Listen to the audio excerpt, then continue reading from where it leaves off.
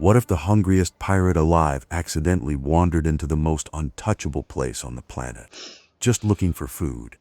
Mariejois sits at the very top of the Red Line, the most geographically inaccessible city on Earth. The only way in is through the Red Port, a massive port town carved directly into the base of the Red Line cliff.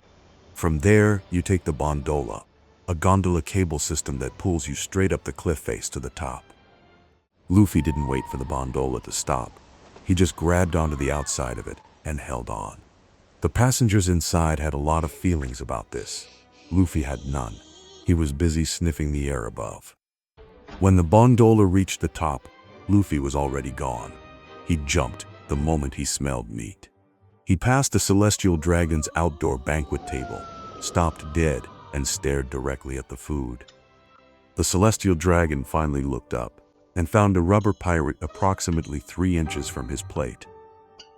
Luffy smiled politely. He grabbed the entire roast off his plate and kept walking. One stolen roast was not enough. Luffy's nose was already pulling him somewhere deeper into Mariejois. What Luffy did not know, Mariejois holds the largest food tribute reserve on the entire planet. Nations across the world are obligated by treaty to send food here. The Revolutionary Army once specifically targeted this supply because destroying it meant hitting the gods where it hurt. Luffy knew absolutely none of that. He pressed his rubber nose to the door and sniffed. One gum-dum pistol later, the vault doors simply ceased to exist. He launched himself face first into the nearest mountain of meat. He worked through the meat section, the fruit section, and was already eyeing the dessert shelf. It took exactly 4 minutes for a celestial dragon to notice his sacred food reserves had been breached. He let out a scream so loud it echoed across all of Pangaea Castle. Within minutes, 50 soldiers had Luffy completely surrounded. The Marines surrounding Luffy had a real problem. Attacking him meant starting a fight inside Mariejois itself, and nobody had authority to make that call.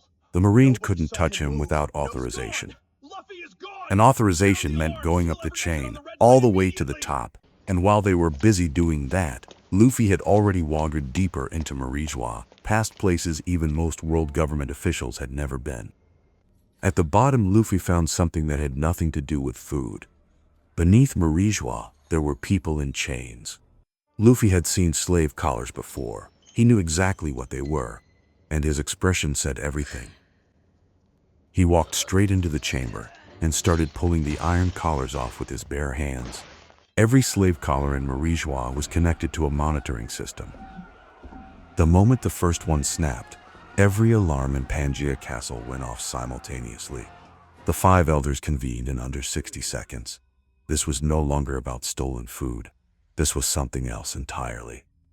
The empty chamber was discovered by a CP0 agent on a routine sweep. He had seen everything in his career. He had never seen empty chains. Luffy had no idea about any of it. He was already back on the upper level, following his nose straight toward the gondola platform. He reached the gondola platform, jumped straight onto the outside of the first gondola leaving, and rode it back down the cliff like it was completely normal. He landed in the Red Port, found the Thousand Sunny, and by the time anyone connected the chaos to the person boarding the ship, it was already sailing. He didn't go there to make a statement. He didn't go there to be a hero. He went because he was hungry. Everything else was just Luffy being Luffy. Somewhere above, the world government was rewriting reports. Somewhere below, Luffy was already asleep. That gap between them is the whole story.